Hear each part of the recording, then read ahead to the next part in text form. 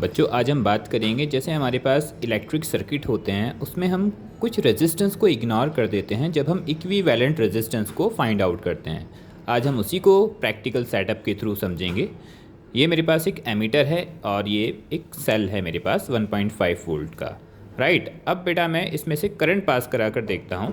ठीक है, different wire से मैं करंट पास कराता हूँ और करंट की रीडिंग को हम देखेंगे। राइट, और रेजिस्टेंस को भी हम ध्यान में रखकर चलेंगे, तभी आपको समझ में आएगा। चलिए चेक करते हैं। अब बेटा आप यहाँ पर देख रहे हैं मेरे पास सर्किट में 3 वायर है।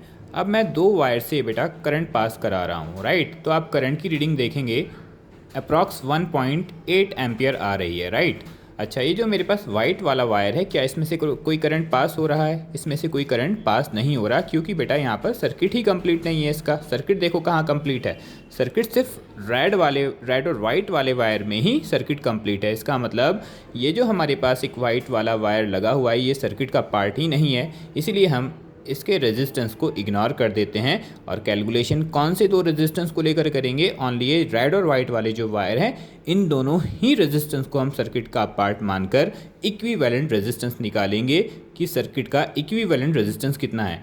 अगर आप देखेंगे बेटा इस वाली सिचुएशंस में मेरे पास जब ये 2 रेड और वाइट वाले वायर कनेक्टेड है तो करंट की वैल्यू कितनी आ रही है? आप लोग देख पा रहे होंगे बेटा एमीटर के अंदर अप्रॉक्स 1.8 एम्पियर आ रही है। अच्छा, अब बेटा अगर मैं इस वाइट वाले वायर के अकॉर्डिंग वैल्यू मेजर करता हूँ करंट की, तब देखते हैं कितनी आएगी। ठीक है बच्चों, अब मैंने इस वाइट वाले वायर को भी सर्किट में कनेक्ट कर दिया है। ठीक है, अब आप देखेंगे कि हमारे सर्किट का जो रेजिस्टेंस है, क्योंकि रेजिस्टेंस किसके ऊपर डिपेंड करता है? Directly length of the conductor के ऊपर डिपेंड करता है।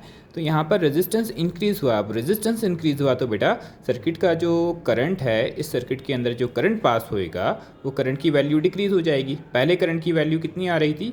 1.8 एम्पियर आ रही थी। अब आप करंट की वैल्यू देखेंगे एमीटर के अंदर अप्रॉक्सीमेटली आप देख पा रहे हैं यहाँ पर 1.2 एम्पियर आ रही है। इसका मतलब आपको ये साफ बात नज़र आ रही है कि करंट हमारा बेटा जो हमारे पास सर्किट के अंदर अप्लाइंसेस लगे हुए हैं, जो रेजिस्टर्स लगे हुए हैं, उसके रेजिस्टेंस के ऊपर डिपेंड करता है। और रेजिस्टेंस कैसे इंक्रीज़ करते हैं बेटा? अगर हम लेंथ को इंक्रीज़ कर देते हैं कंडक्टर की तो रेजिस्टेंस आपका इंक्रीज़ हो जाता है। अगर लेंथ को डिक्रीज़ करेंगे रेजिस्टेंस डिक्रीज़ होएगा तो करंट की वैल्यू इंक्रीज़ हो जाएगी। ओके, चलिए थैंक यू बेटा, मिलते हैं नेक्स्ट वीडियो में।